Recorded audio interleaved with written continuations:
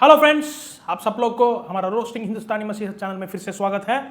जैसा कि हम आज तक परमेश्वर के वचन की ओर से परमेश्वर की महिमा के लिए उसके वचन को भलाई बातों को हम बांटते जा रहा है, और इस वीडियो का उद्देश्य मैं बार बार कह रहा हूँ परमेश्वर के मार्ग में चलने के लिए और हम वचन को ठीक रीति से समझने के लिए। आज इस वीडियो में हम एक बाबा को रोस्ट करने वाला है। चलो अपन वीडियो में जाएंगे। हम पुराना नियम और नया नियम की जो तुलना है और पुराना नियम में इस दशवांश की विषय क्या है करके उसकी निचोड़ बातों को हम बाइबल से पढ़ लेंगे। लेकिन आजकल कलीसिया बोलकर, आजकल नया नियम की विश्वासी समझकर लोग यीशु मसीह का कुर्बान को लेकर जितना प्रचारक, जितना पास्टर लोग मसीहत में कलीसिया में खड़े होके दशवांश के लिए मांगने वाला बन गया, तो ऐसा वाला दशवांश उन लोगों को बढ़ाने के लिए, उनका पेट को बढ़ाने के लिए या परमेश्वर की आज्ञा को ठीक रीति से पालन करने के लिए, इन दो बात में हम बहुत सावधान रहना पड़ेगा। क्योंकि ये जो दशवांश है ये पुराना नियम का या नया नियम का करके हम समझना और जानना बहुत जरूरी है। ये वाला बाबा जी क्या बातें कर रहा है, थोड़ा सुन के आएंगे। कई बार हमारी कलीसिया में इस प्रकार से लोग कहते हैं, हमारे बुजुर्ग मर गए हैं इसलिए चर्च डब्बा बना के दे, क्यों हम चर्च के मेंबर हैं।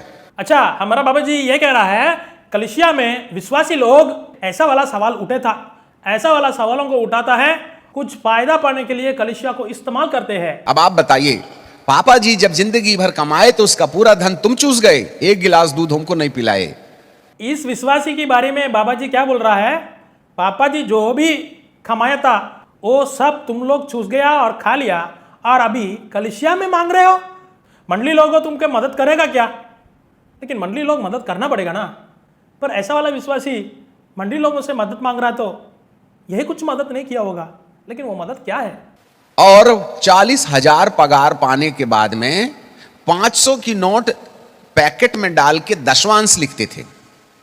अब आप बताइए, 40,000 की सैलरी है, उसका दशवांश होता कितना है? 4,000। तो अभी समझ गया, इसका जो बाप मर गया था उसका 40,000 पगार था। उस सैलरी में से ये जो भाई और ये जो परिवार अच्छी तरह से ठीक रीति से दशवांश नहीं भेजा कलीसिया को, इसलिए कलीसिया उनको मदद करने में थोड़ा सोच रहा है। और ये हमारा बाबा जी कलीसिया को सपोर्ट करके जैसा इस दशवांश को ये ठीक रीति से नहीं दे पाया, उसके लिए ये बाबा जी लड़ रहा है। और तुमने डाला कितना है? 500, और वहां लिखा है दशवां अंश। 40,000 का दशवांश 500 रुपए होता है। ऐसा तो धोखा तुमने जिंदगी भर कलीसिया को दिया है। दशवांश नहीं दिया तो कलीसिया को धोखा दिया। कलीसिया मतलब क्या है? और अब डब्बा मांगते हो चर्च से। जिंदगी भर ईमानदार नहीं रहे दसवें हिस्से के लिए, जिंदगी भर दशवांश के लिए ईमानदार रहना पड़ेगा। और ये जो आदमी 40,000 पाके भी दशवांश ठीक रीति से नहीं दे पाया, तो इसलिए आप लोग कलीसिया से उनको कॉफिन बॉक्स नहीं देते हैं। अच्छा, जो दशवांश दिया उनको लिए बराबर और सही सलामत से उसके लिए सब कुछ कर सकते हैं कलीसिया।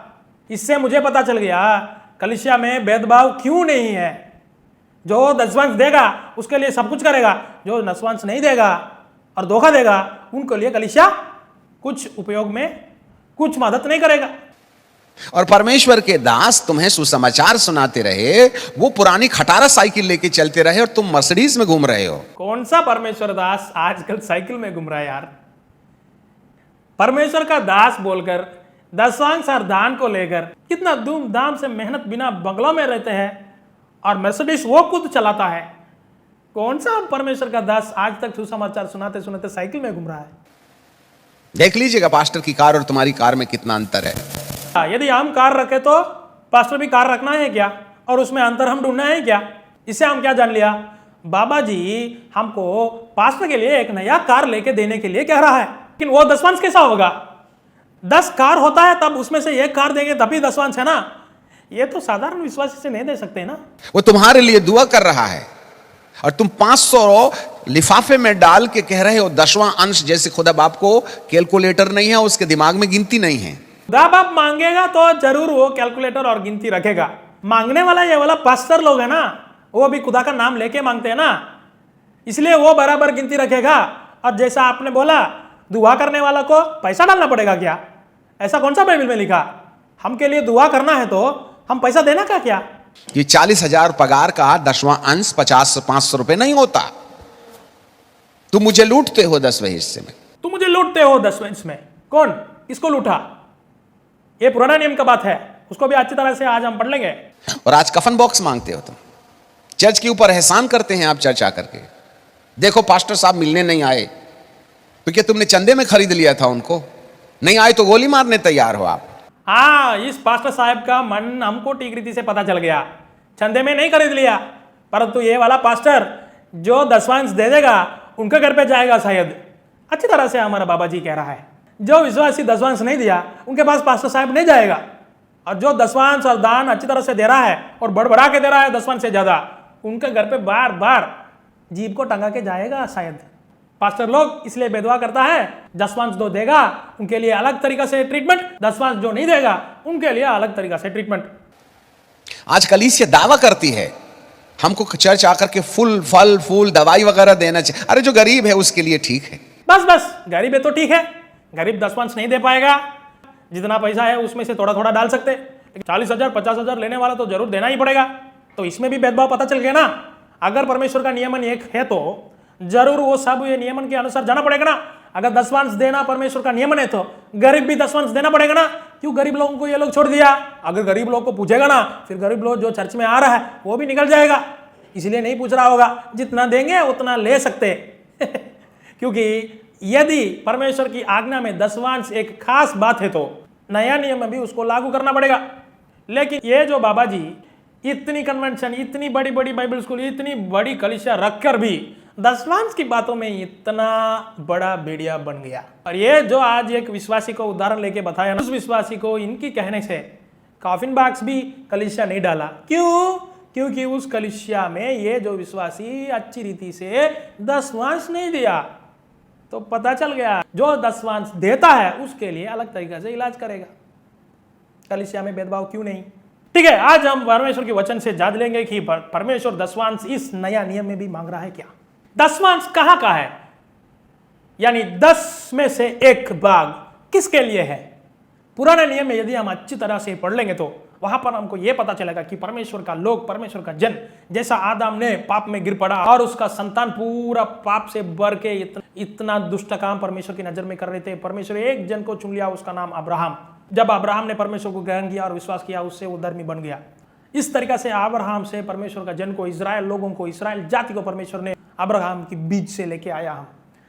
उसके बाद जैसा इज़राइल को देने में, परमेश्वर को देने में, परमेश्वर के लोगों को देने में एक इंटरडिपेंडेंट जीवन जीने के लिए परमेश्वर इस दान और 10वां अंश को पुराना नियम में एक आज्ञा की तरह रखा था।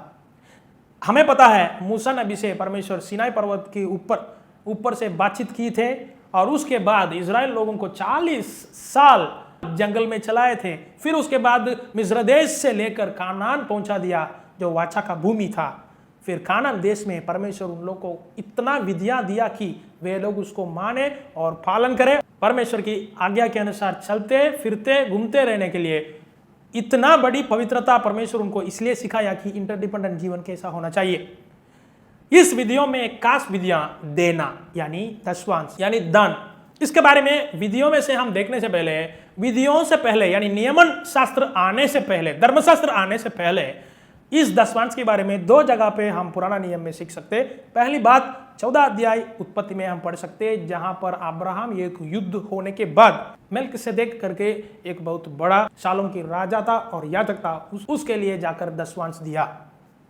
ये डिटेल में अभी नहीं देख सकते।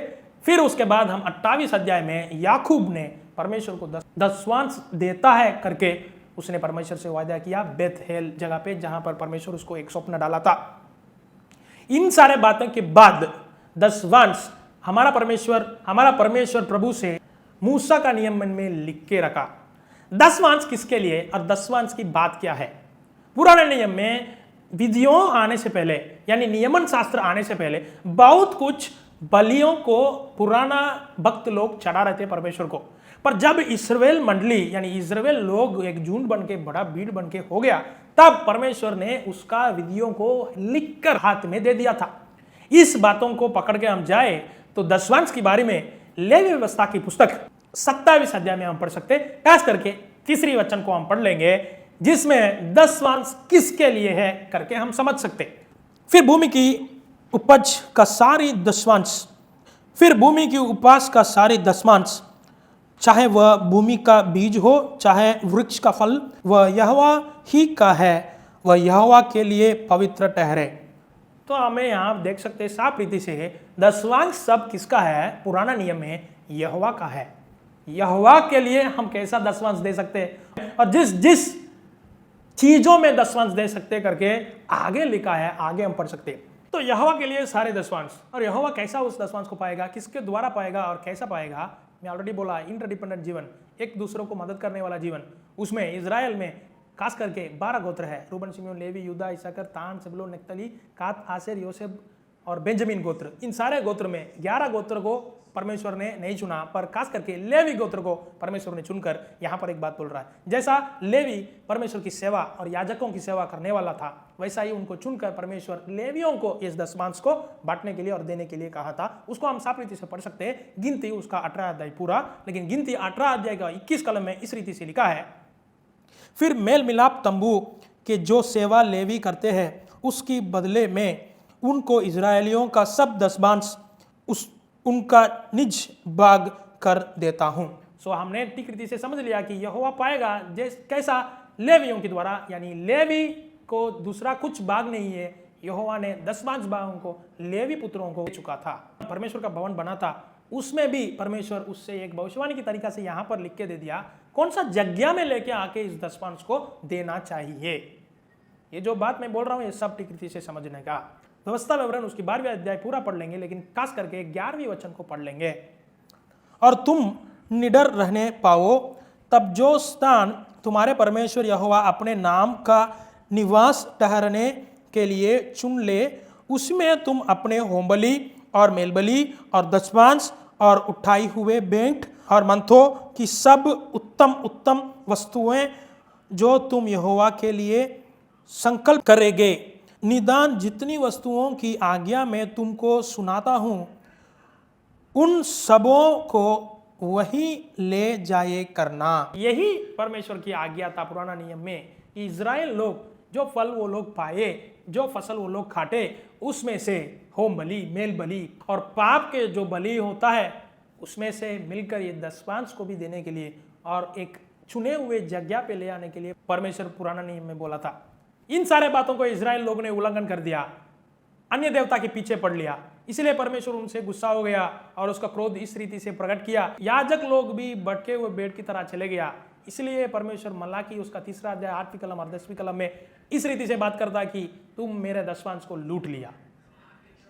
यह सब बात पुराना नियम में हुआ था, लेकिन नया नियम में ऐसा वाला बात, ऐसा वाला नियमन हुआ है क्या? ऐसा वाला नियमन को परमेश्वर नया नियम में क्या बनाया और क्या किया करके हम अगले वीडियो में देखेंगे। इस वीडियो में खास करके ये बात मैं सुनाना चाहता हूं कि दसवांश और दान लोगों के लिए और लेवियों के लिए खास करके देने के लिए प्रभु यहाँ कहा था, और उसमें से लेवी लोग भी दसवांश देना पड़ेगा, वो भी गिनती 18 अध्याय में लिखा है। पर आजकल दसवांश देते हैं ना, होम बलि, मेल बलि, ये सब कौन देगा? वो भी नियमन में लिखा है ना, तो ये भी पूछना पड़ेगा। ठीक है, आज हम ये सीख लिया कि दसवांश एक पुराने नियम का बहुत बड़ा एक नियमन था, और नया नियम में कौन सा नियमन को लागू करना और पालन करना है करके अगला वीडियो में देखेंगे। लेकिन ऐसा वाला दसवांश दिया तो आशीर्वाद, नहीं दिया तो आशीर्वाद नहीं मिलेगा करके बोलने वाला बाबा जी लोगों को विश्वास नहीं करने का और उसकी तरह एक भेदभाव करने का कलीसिया है तो वो परमेश्वर का कलीसिया नहीं है। ठीक रीति से बाइबल को समझो, दसवांश के विषय अच्छी तरह से पाओ। बाय।